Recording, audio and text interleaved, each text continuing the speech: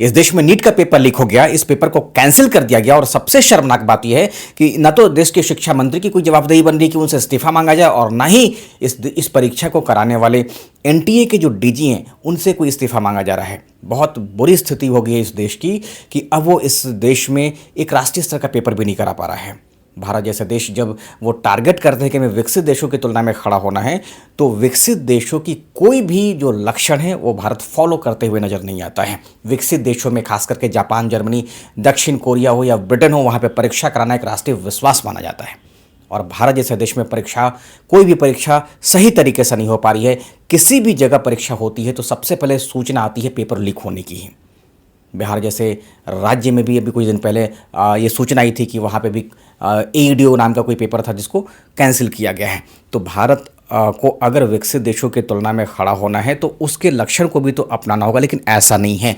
आप याद रखें, याद करें 2024 की वो घटना जिसको आज राहुल गांधी ने भी ट्वीट किया है कि जब 2024 में नीट का पेपर लीक हुआ था तो उस समय इसके डीजी थे सुबोध कुमार सिंह, और सुबोध कुमार सिंह को उस समय लोगों के प्रदर्शन या लोगों की मांग के आधार पर उनको हटाया गया था, लेकिन बाद में उनको प्रमोशन दिया गया। वो स्टील मिनिस्ट्री में गए और इस समय छत्तीसगढ़ के मुख्यमंत्री के वो प्रिंसिपल सेक्रेटरी बने हुए। तो भारत में अगर कोई भी व्यक्ति परीक्षा लीक कराने में अगर उनका नाम शामिल होता है तो यहाँ पे प्रमोशन दिया जाता है, न कि उनको हटाया जाता है। सबसे दुर्भाग्य या सबसे शर्मनाक स्थिति है कि भारत के शिक्षा मंत्री से जब सवाल पूछा जाता है तो वो भाग करके गाड़ी में बैठ जाते हैं, यानी कि वो एक भगौड़े की तरह व्यवहार करते नजर आते हैं। तो इस देश की ऐसी आप कह दी कि नियति बना दी गई है कि इस देश में कोई भी जो पेपर है वो ढंग से हो नहीं पा रहा है।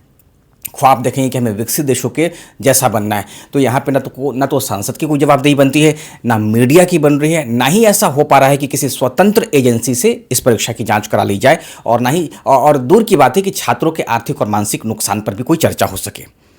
इसके अलावा एक और बयान आ गया है कि अब इस परीक्षा को 7 से 10 दिनों के भीतर कराने की सूचना दी जाएगी। लेकिन सवाल ये है कि अगर आप इतने जल्द करा लेंगे तो इस परीक्षा को लीक कराने में, कैंसिल कराने में जिन लोग भी दोषी पाए गए उन पर कार्रवाई कब होगी?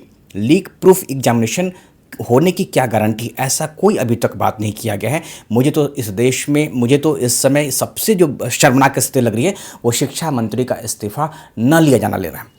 प्रधानमंत्री के स्तर पर ऐसी पहल की जानी चाहिए कि सबसे पहले इस देश के शिक्षा मंत्री से इस्तीफा लिया जाना चाहिए था और एनटीए के डीजी को बर्खास्त किया जाना चाहिए था, क्योंकि इस पेपर को रद्द किया गया है, कैंसिल कर दिया गया है। तो बर्खास्तगी तो उनकी बनती है और साथ ही इनके ऊपर कार्रवाई भी बनती है। देखते हैं आगे क्या होता है। Thank you.